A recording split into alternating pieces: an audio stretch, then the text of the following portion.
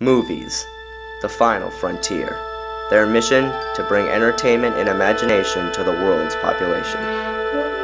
This is the Evan Nova 95 YouTube channel. Its mission, to review these movies as well as entertain the subscripted audience, to boldly go where no reviewer has gone before.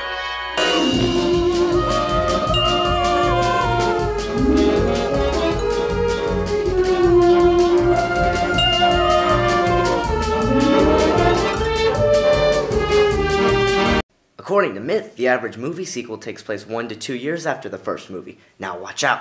Here comes Search for Spock. We'll set our movie 6 minutes after the original movie. What's up, guys? Welcome to the third day of Star Trek Week, and today we're going to be talking about Star Trek III, The Search for Spock. Now this movie tends to get a lot of mixed opinions from Star Trek fans, and it is easy to see why, but I personally like it.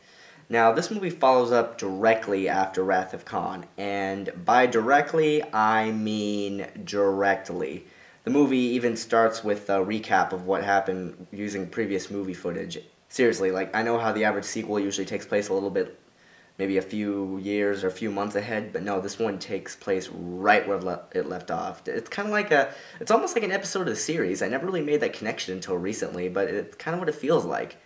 You know, I mean, an event happened, and then the next episode comes out to follow up on it. I wonder if anyone else has ever made that connection. But back to the movie. Now, as a lot of people know, Spock was killed in the last movie, and basically what this movie's about is him coming back.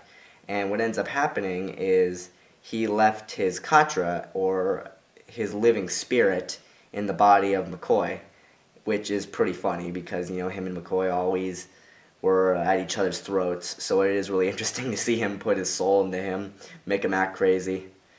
And basically Sarek, Spock's father, comes aboard, mind melds with Kirk, tells him that he needs to get Spock's body back for them to do a transfer and get Spock back.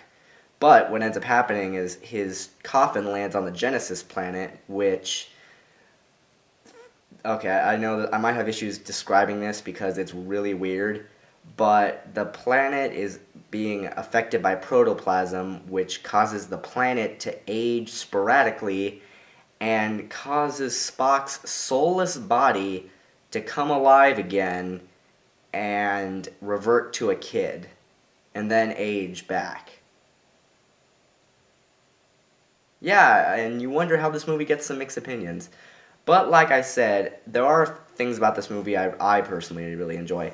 For starters, the Klingons are a riot. Mostly because the Klingon warlord is played by Christopher Lloyd from Back to the Future, who plays Doc.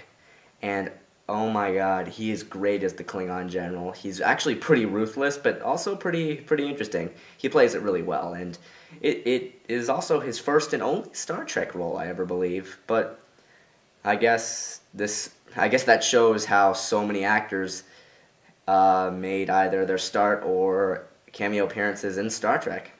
Who would have guessed? No, but what ends up happening is the Klingons want Genesis, and they go to the Genesis planet to try and get it, and end up killing Kirk's son. Which is something about this movie I don't like. I really don't like that they killed Kirk's son. Mostly because, you know, there was so much build-up to introduce him in the last movie, and then you just kill him in the next movie. I mean, I understand how it kind of shows how the Klingons are merciless and how the Klingon warlord is definitely kind of like Kirk's enemy, but it just kind of strikes me as unnecessary. I mean, you know, I would have personally really liked to have Kirk's son come aboard and maybe join the Enterprise. I think that'd be awesome. You know, or, I mean, they really did miss an opportunity here, because maybe they could have put Kirk's son in Star Trek The Next Generation TV show or movies. I mean, oh man, they missed something with that, honestly. That would have been pretty interesting. But like I said, you can't have everything. But basically what happens is Kirk actually has a one-on-one fight with the Klingon warlord, as Khan and him never actually went at it in the movie, but this time we actually get a full-on hero versus villain battle, and it's actually not a bad fight.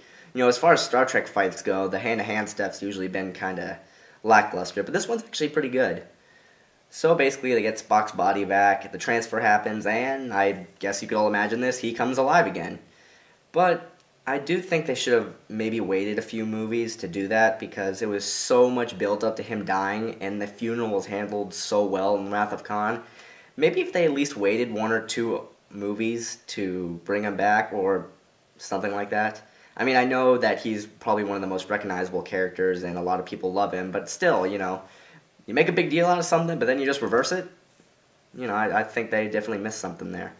But, like I said, even though the movie does have a lot of faults and it is pretty cheesy, I still say it's worth checking out because, it falls into the pattern of the other Star Trek movies that aren't very good in that order. But this one is an exception, and it does tie up a few things, and it is a good follow-up to Wrath of Khan. Well, that's it for Search for Spock. Hope you enjoyed, and tomorrow we're going to look at not the best Star Trek movie, but pretty close.